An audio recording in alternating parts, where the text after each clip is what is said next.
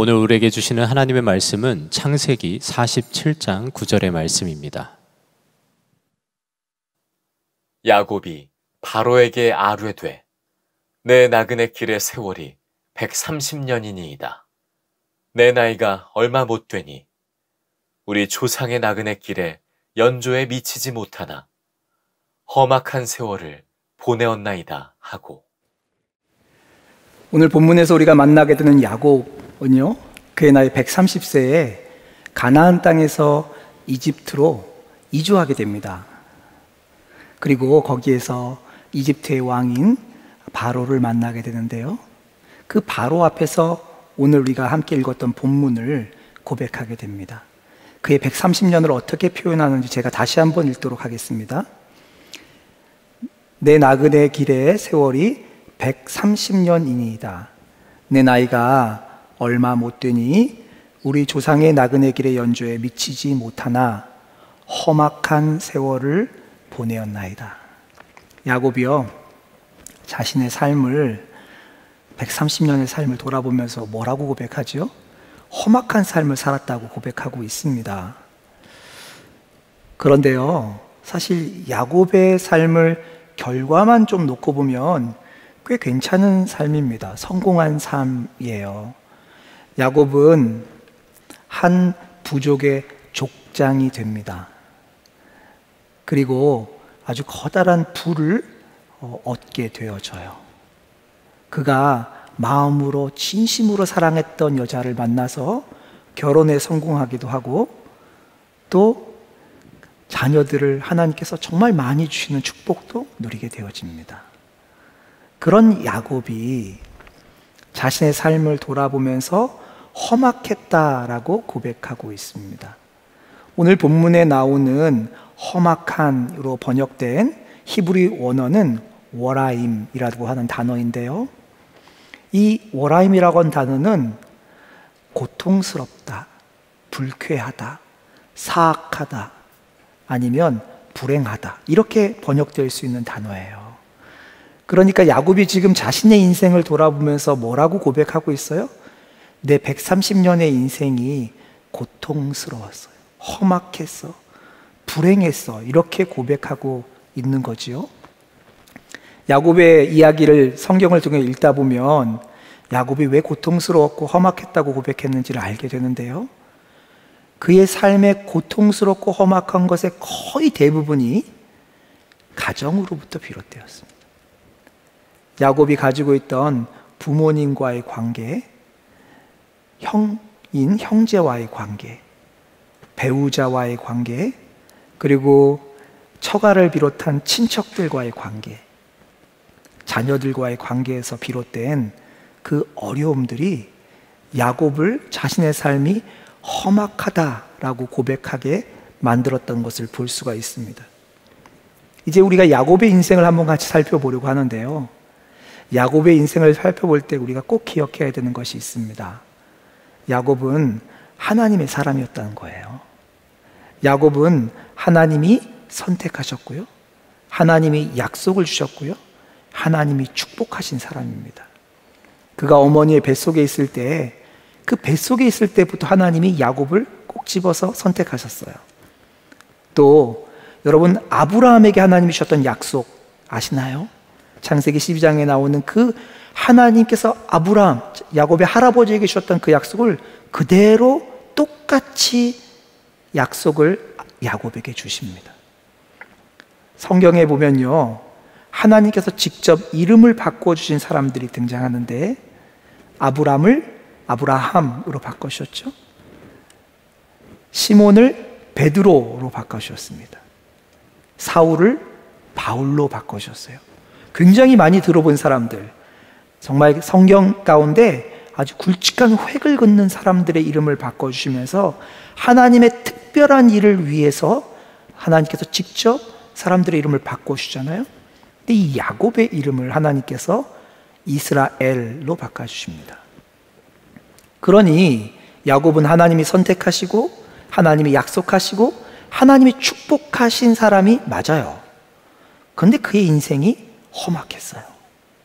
야곱이 하나님을 만나고 하나님의 약속을 받고 축복받기 전에 험악했구나라고 생각하시는 분도 계시겠지만, 성경을 읽어보면 야곱이 험악했다고 고백했던 그의 인생에 일어난 일들은요, 거의 대부분 그가 하나님을 만나고 하나님의 약속을 경험한 다음에, 그 다음에 일어납니다. 그뿐만 아니고요, 야곱의 인생 가운데 가장 비참한, 가장 끔찍한, 가장 캄캄한 시간은 야곱이 야복 강가에서 하나님과 씨름했잖아요. 그때 하나님께서 그의 이름을 이스라엘로 바꿔주셨는데 그 뒤에 일어나요. 아니, 어떻게 하나님의 선택과 약속과 축복을 받은 사람이 험악한 인생을 만날 수가 있는 거죠? 야곱의 이야기를 보면요, 참 험악한 이야기들이 많은데요. 사실 5월 가정의 달에 우리가 이렇게 이 자리에서 그 인생을 열어서 나눌 만한 샘플이 아닙니다. 정말 야곱이 고백한 것처럼 험악해요. 그런데 참 이상하게도 하나님께서는 의도적으로 이 험악한 인생을 살았던 야곱의 삶을 창세기의 절반에 해당하는 분량인 25장에 걸쳐서 기록해 두셨어요. 왜 그렇게 하셨을까요? 왜냐하면 야곱의 인생이 저의 인생과 여러분의 인생과 굉장히 비슷하기 때문에 그렇습니다. 야곱의 인생을 통해서 하나님께서 우리에게 말씀하고 싶으신 거지요? 그런데 왜 그렇게 선택과 약속과 축복받은 야곱의 인생이 험악했을까요? 그 이유에 대해서 성경은 딱 한 단어로 아니면 한 문장으로 설명하고 있지는 않습니다. 대신 야곱의 인생을 이야기로 자세하게 우리에게 기록해서 보여주고 있어요. 그리고 그 인생을 통해서 우리에게 야곱의 인생이 험악하게 된 것을 왜인지를 알려줍니다. 야곱이라는 이름이 무슨 뜻인지 성경에 나와 있습니다. 그 야곱이라는 이름의 뜻은요, 발 뒤꿈치를 움켜잡다라는 의미를 가지고 있습니다. 또 다른 의미는 속이다. 그리고 또 다른 이름의 의미는 사기꾼, 이런 의미를 가지고 있어요. 야곱은 자기의 이름처럼 자기 삶을 살았습니다. 야곱은요, 자신의 눈에, 자신의 생각에 보기에, 야, 이거 좋다. 오, 이거 대박인데? 이거 잘 성공하면 나는 진짜 괜찮겠어. 그렇게 보이는 일들이 있으면요, 달려가서 그것을 움켜잡는 사람이었어요. 그리고 어떻게 해서든지 그것을 자신의 인생으로 가져오는 사람이었습니다. 그래서 자기의 생각에 최선의 것, 좋은 것이 있으면 속이는 방법을 통해서도, 비열한 방법을 써서라도 그것을 얻고야 마는 사람이 바로 야곱이었습니다. 근데 야곱이요, 왜 그렇게 자신의 삶에 무언가를 움켜잡고 싶었던 걸까요? 성경을 보면 야곱이 아주 거창한 이유 때문에 그런 것들을 움켜잡고 싶었다고 말하고 있지 않습니다. 성경에 보면 야곱이 그렇게 자신의 삶에 이거 좋은 거야 하고 움켜잡았던 이유가 뭐냐면, 자신의 삶과 가정이 행복하기를 바랬어요. 조금 더 안정적이고 조금 더 평안한 삶이 일어나기를 바랬던 거예요. 그래서 자기가 볼 때, 야, 이 일 잘 되면 우리 가정 괜찮겠다. 그러면 가서 붙잡은 거예요. 이 일만 나에게 이루어지면 나는 정말 보장된 미래를 살 것 같아. 그러면 움켜잡은 거죠. 그렇게 야곱은 자신에게 행복을 줄 것 같은 것, 자신의 미래를 보장할 것 같은 것이 있으면 달려들어서 움켜잡는 인생이었습니다. 그리고 그의 삶을 보면 그가 마음으로 원했던 거의 대부분의 것들을 다 얻어요, 결국. 그런데요, 야곱이 그렇게 자기가 보기에는 이거 있으면 성공하고 이거 있으면 보장되고 이거 있으면 행복할 것 같은 것을 움켜잡고 얻게 되었는데요, 그러면 그의 인생은 불행을 만나게 되었습니다. 아니, 움켜잡으면 행복할 것 같고, 움켜잡으면 보장될 것 같고, 움켜잡으면 우리 가정이 좀 안정적일 것처럼 보여져서 믿어서 그렇게 움켜잡았는데요, 움켜잡을수록 망가지고 어려워지고 험악한 시간을 보내는 이야기가 야곱의 이야기입니다. 계속 나와요. 반복적으로 그 얘기가 나옵니다. 야곱이 처음에는요, 자기 아버지의 유산을, 그리고 아버지의 축복을 받을 수만 있다면 나는 행복할 거야, 이렇게 생각했어요. 그래서 자신의 형이 좀 약한 가운데 있을 때, 연약하고 아주 누군가의 도움이 필요할 때를, 찬스를 딱 잡아서 그 형의 권리, 장자의 권리를 얻습니다. 그리고 장자의 축복도 받으면 행복할 것 같은 거예요.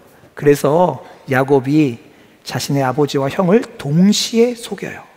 그리고 그 장자의 축복도 받아냅니다. 그런데요, 그 일로 인해서 형과의 갈등이 시작되어지고, 그 일로 인해서 자기가 원하지 않는데도 불구하고 자신이 가장 사랑하는 가족들로부터 떨어져서 타향 생활을 하기 시작하게 됩니다. 여러분, 타향 생활을 해보신 분들은 알겠지만 타향 생활이 아무리 좋아도 힘들어요. 야곱이 이 힘든 타향 생활을 할 때 자신의 마음을 위로해 주는 것, 자신의 마음에 행복을 가져다 줄 만한 것을 만났어요. 어떤 여자를 만났는데요, 심장이 흔들려요. 야, 이 여자랑 결혼할 수만 있다면 내 인생 행복하겠다. 야, 이 여자라고 나가 부부만 될 수 있다면, 야, 내 삶 다 바쳐도 되겠다. 이런 생각이 들어서요, 무려 그의 인생 14년을 조금도 아까워하지 않고 다 바쳐서 그 여자를 얻어냅니다. 그 여자가 자신의 아내가 돼요. 자신의 행복을 줄 거라고 생각하는 그 일이 이루어지게 된 거죠. 그런데요, 정작 그 일이 이루어지는 과정 가운데 또 다른 아내를 얻게 되고 첩들을 얻게 되면서, 사실 야곱의 결혼 생활, 특별히 배우자의 관계는요, 굉장히 고통스럽습니다. 굉장히 아픈 가정 생활을 만나게 돼요. 야곱이 타향 생활을 20년 했다고 성경은 기록하고 있습니다. 근데 여러분, 이 20년의 타향 생활이 성공할 수 없는 타향 생활이었어요. 왜냐하면 성경에 뭐라 그러냐면, 이 20년 동안 야곱이 무려 10번이 넘게 사기를 당했다고 기록하고 있습니다. 이 중에 혹시 10번 넘게 사기당하신 분 계세요? 근데 그것도 남의 나라에서 10번 넘게 사기당한 인생이 성공할 가능성이 있어요, 없어요? 없잖아요. 근데 기가 막히게요, 하나님이 야곱의 인생을 축복하셔서 거기서 부를 축적하게 되어져요. 야곱이요, 그러니까 야, 이 재물, 이 부를 내가 지키고 내 것으로만 제대로 가져갈 수 있으면 난 정말 행복할 거야. 우리 가정 이것만 있으면 미래가 보장될 거야. 그래서 그 부를 지키기로 결정합니다. 왜냐하면 그 부를 노리고 있는 사람들이 많았어요. 그래서 자기의 생각에, 자기의 보기에 제일 좋은 방법을, 그 부를 지킬 수 있는 방법을 선택합니다. 가장 좋은 시점이에요. 그게 뭐죠? 야반도주를 결정합니다. 자신의 장인의 집에서 몰래 도망하게 돼요. 자기가 가진 모든 재물을 다 끌고요. 자기가 부를 지키기로 결정한 거잖아요. 그런데 그 일이요, 어떻게 결론이 나냐면, 그의 장인이 자신의 사위가 도망갔다는 소식을 듣고 형제들을 다 모아요. 그리고 뭘 탔는지 모르겠는데 뭘 타고 자신의 사위를 쫓아가는데, 며칠을 쫓아가냐면요, 7일을 쫓아갑니다. 여러분, 누가 화가 나서 무리를 모아서 7일을 쫓아가는 가운데 마음이 가라앉겠어요? 마음이 더 이렇게 흥분되겠어요? 아주 험악하게 쫓아갔겠죠? 하나님이 거기에 아주 긴급하게 개입하세요. 근데 개입하지 않았다면요, 아마 야곱의 집안에는 피비린내 나는 집안에서의 싸움이 일어났을 거예요. 다행히 하나님의 도우심으로 그 일이 그냥 지나가게 됩니다. 한 번 큰 고비를 넘겼던 것 같아요. 그런데 더 큰 고비가 나타났네요. 이제 고향으로 돌아가려고 하는데 20년 전에 자기하고 갈등이 있었던 그 형님이 자기를 만나러 오는데, 그냥 오는 게 아니라 군사 400명을 이끌고 온다는 소식을 들은 거예요. 그렇게 되니까요, 야곱이 정말 마음속에 제일 중요한지 뭔지가 마음속에 탁 와서 박히는데요. 그게 뭐냐면 내 생명, 내 안전, 야, 이것만큼 중요한 게 없네. 이게 지켜져야지 행복한 거네. 이런 생각이 드는 거예요. 그래서 그 전까지 이것만 있으면 행복했다고 생각했던 게 뭐예요? 재물이잖아요. 그 재물을 뚝뚝 떨어뜨려서 자기 앞에 보냅니다. 자기의 생명과 안전을 지켜내기 위해서 재물을 하나 둘 이렇게 떨어뜨려서 보내요. 그리고 자신의 생명을 다 바쳐도 아깝지 않다, 이것만 있으면 난 무조건 행복할 거다 했던 자신의 아내까지도 자신의 앞에다가 먼저 보내요. 이 비참함, 이 처참함을 야곱이 경험하게 됩니다. 이 일도 하나님이 도와주세요. 그래서 이 위기도 넘어가게 됩니다. 이제 야곱은요, 고향 땅에 돌아왔어요. 꽤 큰 부를 가지고 돌아왔는데 고향 땅에 돌아와서 더 큰 부를 얻게 되어집니다. 이제 야곱의 마음에는 어떤 생각이 드냐면, 야, 여기서 이제 잘 정착만 하면 우리 가족 문제 없다. 여기에 잘 뿌리만 내리면 반드시 대박 난다, 성공한다. 이게 마음속에 있었던 거죠. 그래서 자기가 정착하기 좋은 곳, 더 좋은 곳에 더 안정적으로 정착하기 위해서 그 마음을 품게 됩니다. 원래 하나님께서 야곱을 부르셨을 때요, 야곱을 어디로 불렀냐면 베델이라고 하는 시골로 불렀어요. 그런데 야곱이 보니까 베델보다는 세겜이 훨씬 살기 좋아요. 교육시키기도 좋고 집 사기도 좋고 미래를 준비하기도 좋은 거예요. 그래서 야곱이요, 세겜에 정착하기로 결정합니다.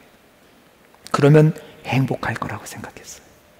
그런데 어느 날 자신의 딸이 그 세겜에 살고 있는 외국 사람한테 납치를 당해요. 그리고 강간을 당합니다. 이것만 해도 얼마나 끔찍한 일입니까? 그런데 그 일 때문에 자신의 아들들이 살인사건에 연루되게 됩니다.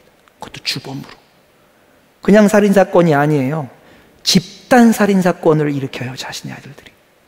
그리고 그 살인사건으로 말미암아 자신의 집안 모두가 멸절될 수 있는, 몰살될 수 있는 위협과 위기를 만나게 됩니다.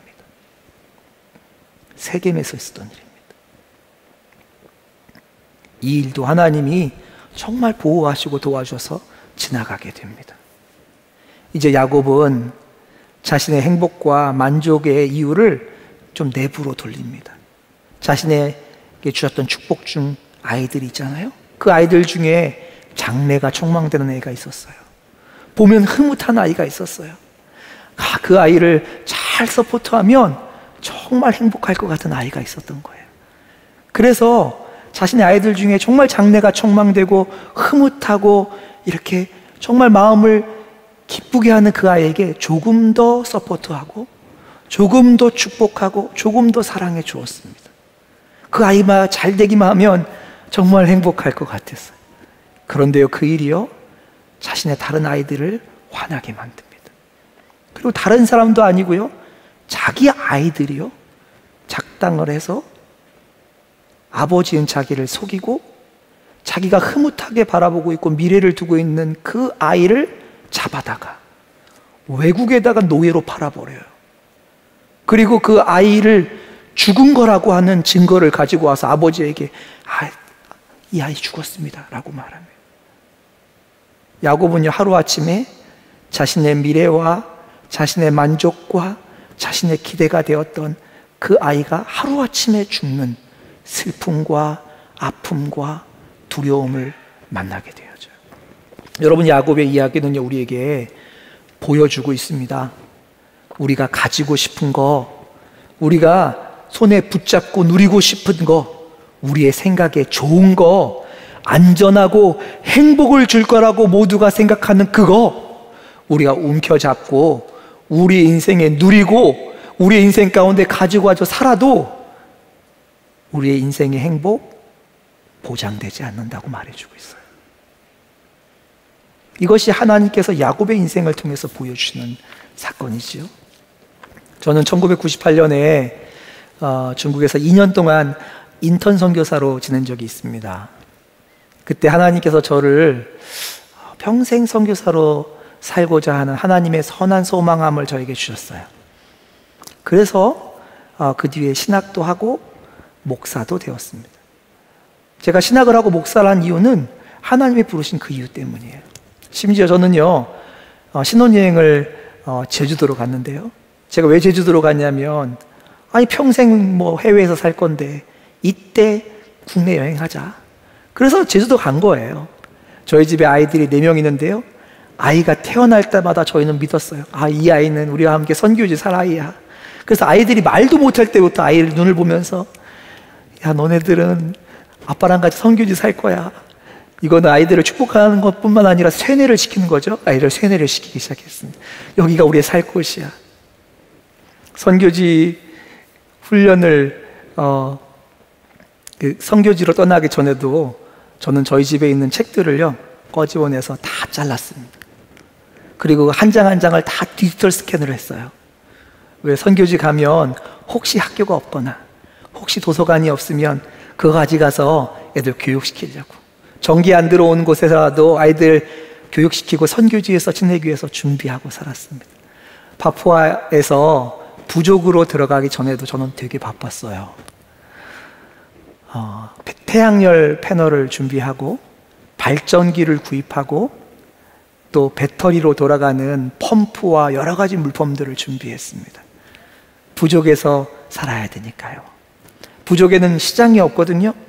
그래서 스스로 먹을 것을 공급하기 위해서 연습했습니다. 닭도 키우고 오리도 키우고 파파야도 키우고 바나나도 키우고 야채들도 키웠어요. 다 연습한 거예요. 저희 가족들에게는요, 꼭 필요한 것만 줬습니다. 선교지에서 구할 수 있는 물건도 혹시 부족해서 못 구하는 거면 우리 없이 살아보자. 그렇게 살면, 그렇게 연습하고 그렇게 준비하면 선교 잘할 수 있을 거라고 생각했습니다. 저희 가족들 선교지 가서 특별히 부족에 들어가서 아무 문제 없이 행복하게 그때를 잘 보낼 거라고 생각했어요. 저에게는 모든 일들의 계획이 있었어요. 그리고 그 계획을 따라서 하나하나 맞춰서 살아갔습니다. 야곱처럼요. 그러던 어느 날 저희 가정에 어려움이 찾아왔는데요, 이 어려움은 제가 계획하고 제가 준비한 것으로 해결할 수 없는 일이었습니다. 그래서 어쩔 수 없이 선교지에서는 도저히 이것을 해결할 수가 없어서 급하게 안식년을 신청하고 한국으로 돌아왔습니다. 그리고 제가 한국에서 이 어려움을 해결할 수 있는 방법을 찾아서 모든 일을 다 합니다. 전문가를 만나고 효염이 있다는 방법들을 다 시도해보고 하나님께 기도하고 조금이라도 도움이 될 수 있는 방법들을 하나도 빠짐없이 다 해보게 돼요. 그런데 별 소용이 없었습니다. 그렇게 되니까요, 제가 노력한 만큼, 제가 대가를 지불한 만큼 제 마음에 실망, 낙심, 그리고 답답함과 원망으로 돌아오더라고요. 저는 믿고 있었어요. 하나님이 저희 가정 안에서 저희 가정을 도와주시고 이것을 이렇게 다루신다면 가장 먼저 하실 일은 저희 가정에 찾아온 이 어려움을 해결하시는 거라고 믿었어요. 왜요? 그게 정답이에요. 그게 제가 보기에는 가장 중요한 거예요. 그거 하시는 게 마땅한 바라고요. 그러니 하나님께서 당연히 그것부터 해결하실 거다라고 믿고 기도하고 살아가고 있었습니다. 그런데요, 주님께 나가서 기도하면 주님은 매번 똑같은 얘기를 하시는데 저에게 이렇게 말씀하시는 거예요. 재우야, 너가 붙잡고 있는 그 어려움 나한테 맡겨. 그리고 너는 나한테 와서 내 그늘 아래서 좀 쉬어라. 내 뒤에서 좀 쉬어도 괜찮아. 너 붙잡고 있는 그거 나한테 맡겨. 이게 주님이 저에게 반복적으로 하시는 말씀이었습니다. 그 말씀이 들려질 때는 주님 앞에 이렇게 말했어요. 아멘. 주님 믿어요. 네, 그렇게 할게요. 그런데요, 삶을 살아가다 보면 그 어려움들이 더 피부로 깊게 와닿고 더 커지는 것처럼 느낄 때가 있잖아요. 그러면 당장 주님 앞에 달려가서 말을 바꿨습니다. 주님, 아니, 맡긴다고 어떻게 가만히만 있습니까, 주님? 안 돼요, 주님. 주님 해세요. 주님, 이거 해결해 주세요. 주님, 요때까지입니다, 요때까지. 요 날이 마지막 날이에요. 주님, 저한테 허락된 마지막 날이라고요. 객관적으로 모든 사람이 인정하는 마지막 날이 요 날이니까 주님, 요때까지는 무슨 수를 좀 쓰세요. 이때까지는 하나님 기적 일으켜 주세요. 해결해 주세요, 주님. 대를 쓰곤 했습니다. 저는 야곱이었습니다. 하나님의 길을 가면서도요, 저는 움켜쥐고 싶었어요. 그 길의 여정을 제가 움켜쥐고 제가 보기에 좋은 대로, 제가 보기에 가장 옳은 방법으로 그때에 하나님이 해결하시는 것으로 그것을 누리고 그 길로 걸어가기를 원하는 야곱이었어요. 저는 지금 움켜쥐지 않아도, 앞이 보장된 어떤 것이 없어도 괜찮아, 넉넉해 라고 말씀하시는 주님을 배워가고 있습니다. 야곱도요, 그랬습니다. 야곱은 자신의 인생이 맞춰질 때쯤 됐을 때 드디어 하나님께서 찾으시던 고백을 하나님께 드리게 됩니다. 여러분, 야곱의 이름이 뭘로 바뀌었다 그랬죠? 이스라엘. 근데 여러분, 이스라엘이라고 하는 이 이름의 히브리 단어의 원어의 의미가 뭔지 아십니까? 하나님이 주도하시다, 하나님이 이기시다 라는 단어입니다.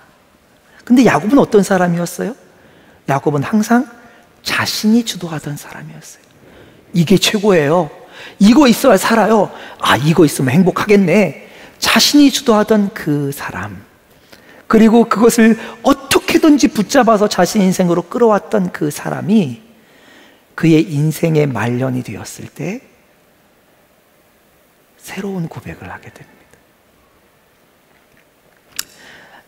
야곱이 이집트로 이주한 다음에 17년을 더 살게 됩니다.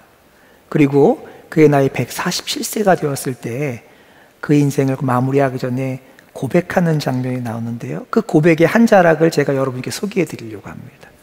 창세기 48장 15절 16절 말씀입니다. 잘 들어보세요. 내 조부 아브라함과 아버지 이삭이 섬기던 하나님, 나의 출생으로부터 지금까지 나를 기르신 하나님, 나를 모든 환난에서 건지신 여호와. 야곱은요, 지금까지 가장 좋은 것을 손에 붙잡고 그것을 자신의 인생에다가 끌어당겨야지만 행복했던 사람인데, 그 마지막 때가 되고 나서야 자신을 붙잡아가던 다른 손이 있다는 것을 인정해요. 자신이 다 망가지고 무너진 인생을 붙잡아서 그 태어날 때부터 기르신 분이 있었다는 것을 고백하게 되어집니다. 드디어 야곱이 자신이 움켜쥐었던 그 손을 조금 풀게 된 것이죠. 제가 이런 말씀을 드리면 저한테 질문하시고 싶은 분들, 말씀하고 싶은 분들이 있을 것 같아요. 목사님, 저도 알아요. 저도 어렴풋하게나마 마음속에 느끼고 있었어요. 하나님이 그거 내어놓으라고 하셨었어요. 그거 제가 움켜잡은 거 풀어놔야지 더 놀랍고 좋은 일이 일어날 거라고 하는 것들 저도 동의해요. 그런데 목사님, 안다고 되는 거 아니잖아요. 알아도요, 안 돼요. 놓고 싶은데 놓으면 죽을 것 같아요.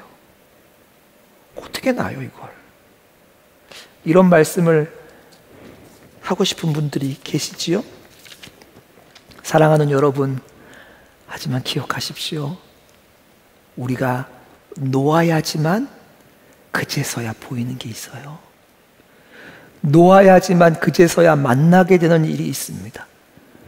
우리의 인생을 움켜잡고 건지시고 살리시고 이끄시는 주님의 손은 놓을 때만 보입니다. 지금 우리가 함께 살펴왔던 야곱의 이야기를 이제 전혀 다른 시각으로 잠시 다시 살펴보려고 합니다. 하나님의 시각에서 한번 이 이야기를 살펴볼까요? 하나님은 야곱이 어떤 사람인지 너무나도 잘 아셨죠. 그의 이름이 야곱, 움켜잡는 자였고, 야곱, 사기꾼이었고, 야곱, 속이는 자였던 것을 너무 잘 아셨잖아요. 그랬던 하나님이요, 야곱을 선택하십니다. 그리고 그의 이름을 하나님이 주도하시다, 하나님이 이기시다 라는 이름인 이스라엘로 바꾸어 주십니다.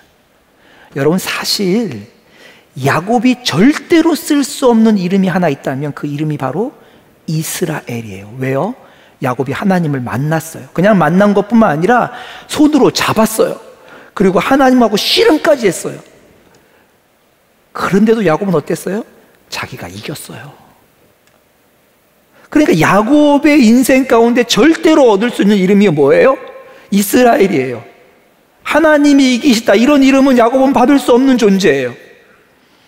근데 그 야곱을 하나님이 아셨다고요. 그럼에도 불구하고 하나님이 그의 이름을 이스라엘로 지어주세요. 사실 야곱의 130년간의 인생은요, 파란만장한 인생 아닙니다. 야곱의 130년간의 인생은 실패한 인생이에요. 야곱이 자기가 생각하기에 좋은 것 움켜잡고 끌어당기다가 자기의 인생 다 망가지고 자기의 가정 다 깨어지고 다 처참하게 부서져 버린 것이 야곱의 인생이자 야곱의 가정이었어요. 절대로 살아남을 수도 성공할 수도 없는 인생과 가정이 야곱의 가정이었다고요. 그런데요, 그걸 너무 잘 아시는 하나님께서 그를 이스라엘이라고 하는 이름으로 바꿔서 불러주세요. 그리고 야곱이 다 망쳐놨어요. 야곱이 다 깨뜨려놨어요. 근데 그 자리에 찾아가신 하나님이요, 그 야곱의 가정과 삶을 움켜잡아서 건져내십니다. 살리시고 기르시고 지키셔서 결국 그의 가정을 약속하신 구원자가 오는 가정으로 만들어 버리시는 이야기가 야곱의 이야기예요. 야곱의 어떠함이 아니라 하나님의 사랑과 인내가 움켜잡는 것밖에 모르는 그의 인생을 하나님이 주도하시고 하나님이 이끄는 인생으로 바꾸는 이야기가 야곱의 이야기입니다. 그런데요, 사랑하는 여러분, 이 이야기가 야곱만의 이야기가 아니에요. 야곱과 너무 똑같은 저의 이야기입니다. 그리고 우리의 이야기예요. 야곱이 절대로 가질 수 없는 이름이 무엇이죠? 이스라엘이에요. 하나님이 알면서도 그에게 그 이름을 주셨던 것처럼 제가 절대로 부름받을 수 없는 이름이 있는데 그 이름이 이런 뜻입니다. 예수 그리스도로 사는 사람, 그리스도인. 그 이름을 저에게 주셨어요. 그리고 우리에게 주셨어요. 우리가 예수 그리스도로 살기 때문에 주신 게 아니고요, 여전히 움켜잡고 여전히 이거 없으면 죽는다고 아우성치고 있을 때 주님이 인내로 사랑으로 우리의 인생 건져다가 우리에게 그 이름을 주셨죠. 우리가 우리 마음대로 살려고 하다가 다 망가뜨려 버린 우리의 삶, 우리의 가정, 폐기장으로도 갈 수 없는 그 우리의 삶을 주님께서 야곱의 삶을 붙잡았던 것처럼 지금도 붙잡고 계십니다.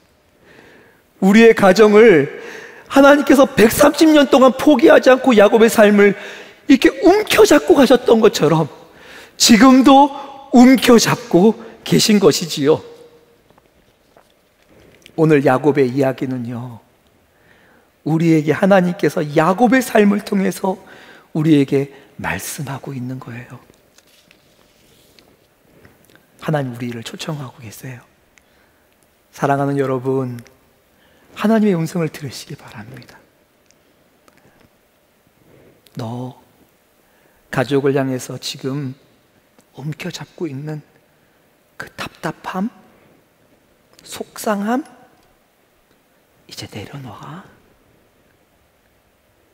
가족 안에서 오랫동안 마음속 깊이 들어와 있던 원통함, 억울함, 상처, 이제 손가락 하나하나 풀어놔도 돼. 몰라서 그래요. 이 일 안 내면요, 우리 가정 끝이에요. 아니, 이거 이번에 안 되면 우리는 더 이상 미래가 없다니까요. 이거 꼭 떼야 돼요.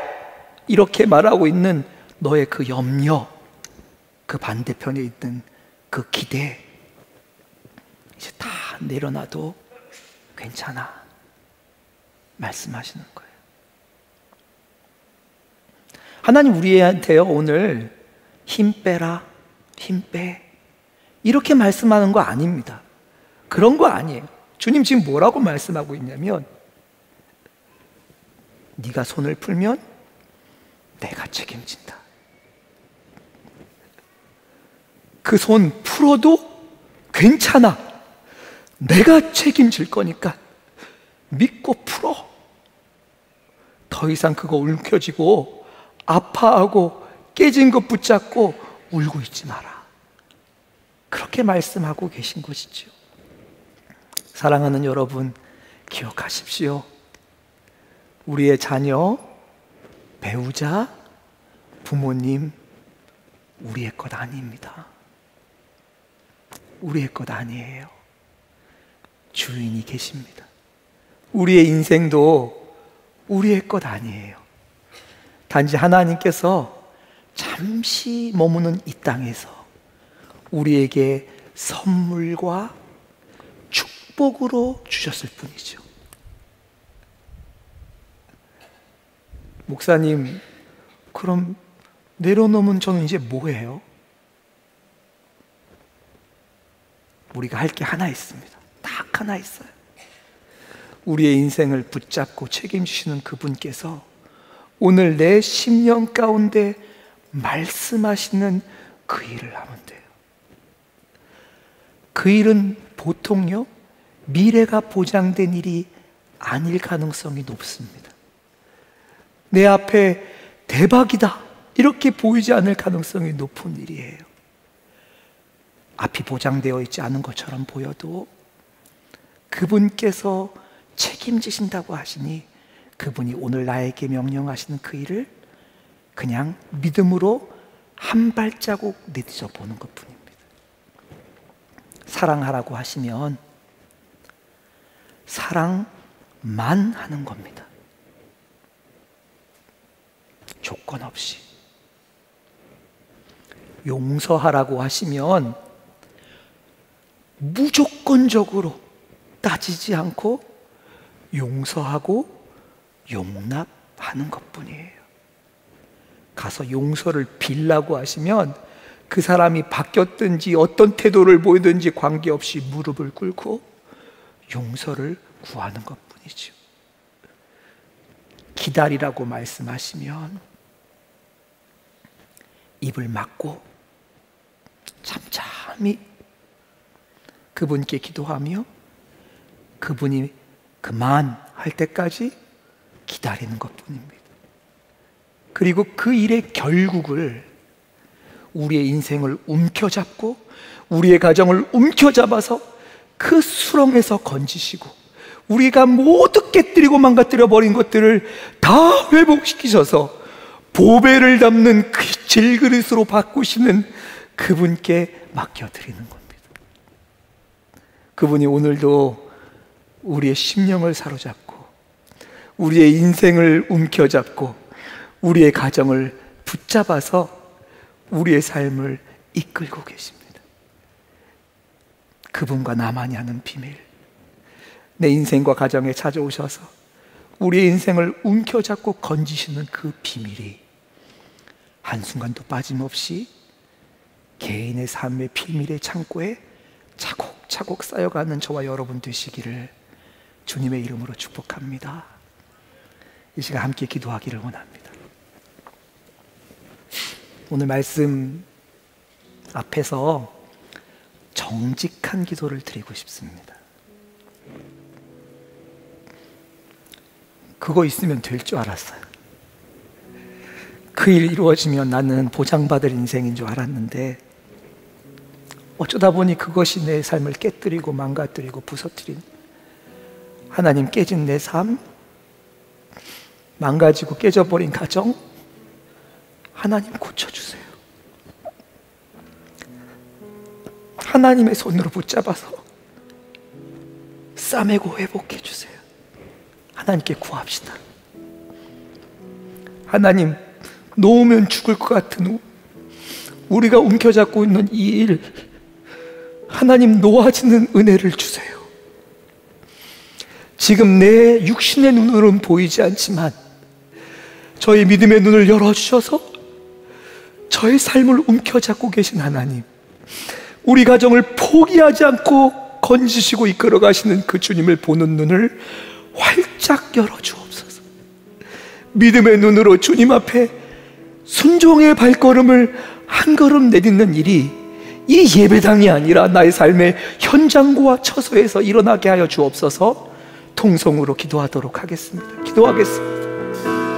아버지 하나님, 아버지 하나님, 아버지 하나님 앞에 우리의 인생을, 우리의 삶을 맡겨드릴 뿐입니다. 하나님, 우리의 인생을 움켜잡고 계신 당신께 하나님, 우리의 가정을 맡겨드리고, 하나님, 우리의 삶을 맡겨드리고, 우리의 파편나고 조각나고 깨어져 버리는 우리의 삶과 인생을 주님 앞에 맡겨드립니다. 아버지 하나님, 아버지 하나님, 움켜잡은 것들 하나님 앞에 내어놓는 은혜를 허락하여 주소서. 우리의 손가락이 펴지고 하나님, 우리의 인생 가운데 하나님 아버지, 우리의 움켜잡은 것들이 주님 앞에 놓아지는 은혜의 역사들이 하나님 일어날 수 있도록 은혜를 도와여 주소서. 눈을 열어서 하나님을 볼 수 있는 눈을 열어주시기를 간절히 기도합니다.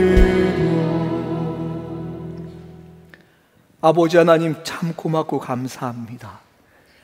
우리의 눈에 보이지 않아도 오늘도 우리의 삶과 가정을 붙잡아 가시는 분이 주님이신 줄 믿습니다. 우리는 실패하고 우리는 깨뜨리고 우리는 망쳐놓고 망가뜨렸지만 그럼에도 불구하고 그 모든 것까지 다 합력하여 선을 이루시는 전능하신 하나님이 우리의 가정과 우리의 삶을 붙들고 계심을 인하여 경배하고 찬양합니다. 우리의 눈을 열어주소서. 우리의 삶을 붙들고 계신 주님을 바라보는 믿음의 눈을 열어주소서. 그래서 우리가 붙들고 있는 이 움켜잡음이 풀어지고 주님께 우리의 주권을 옮겨드리는 그 일이 오늘 우리의 삶의 현장에서 일어나게 하여 주옵소서. 지금 전 세계가 아파하고 신음하고 있는데 이들의 신음과 이들의 그 험난한 세월들이 오히려 우리를 구원하시는 하나님을 만나는 통로와 계기가 되도록 축복하여 주소서. 열방의 선교사들을 그 통로로 사용하시되 주의 손으로 붙들어 주시기를 기도합니다. 한숨과 신음과 고통의 소리밖에 나지 않는 열방의 나라 민족들을 주님 돌보아 주소서. 살 길을 열어 주소서.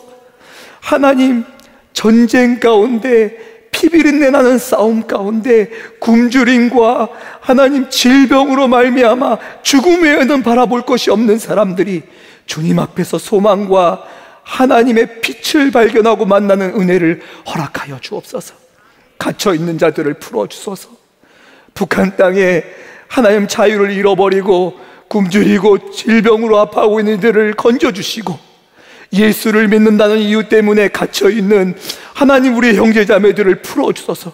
김정욱 목사님, 김국기 목사님, 최충길 선교사님, 장문석 집사님, 주님 석방되어 가족들에게 돌아갈 수 있도록 그 길을 열어주옵소서. 한국 땅에 하나님 소망을 잃어버려서 보이는 것은 죽음밖에 없는 것처럼 보이는 절망 앞에 서 있는 영혼들을 주님 건져주소서. 그들에게 살 길을 열어주소서. 하나님 아버지 건지시고 회복시키시고 돌이키고 일어나게 하시는 주의 손을 만나게 하여 주옵소서. 우리의 연약함, 우리의 죄됨, 우리의 한계에도 영향받지 않으시고 주님께서 가장 좋은 것으로 응답하시고 이를 통하여 주님께서 영광 받으실 줄 믿습니다. 감사하며 우리를 구원하신 예수 그리스도의 이름으로 기도하옵나이다. 아멘. 이 시간 우리가 가장 행복한 시간을 가지려고 합니다. 우리의 마음을 하나님께 고백하는 시간이에요. 다 자리에서 좀 일어나실까요? 우리 노래 부르는 시간이 아니고요, 찬양의 가사를 통해서 하나님 앞에 우리의 마음을 드리는 시간입니다. 이 가사를 생각하면서 함께 이 고백을 함께 드렸으면 좋겠습니다.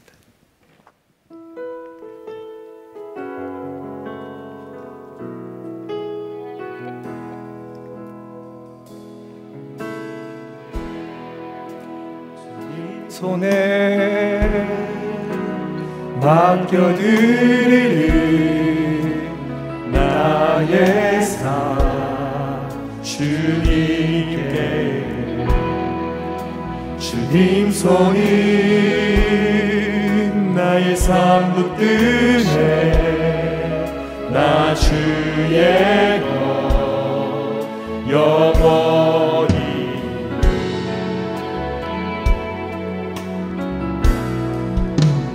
내가 믿는 분 예수,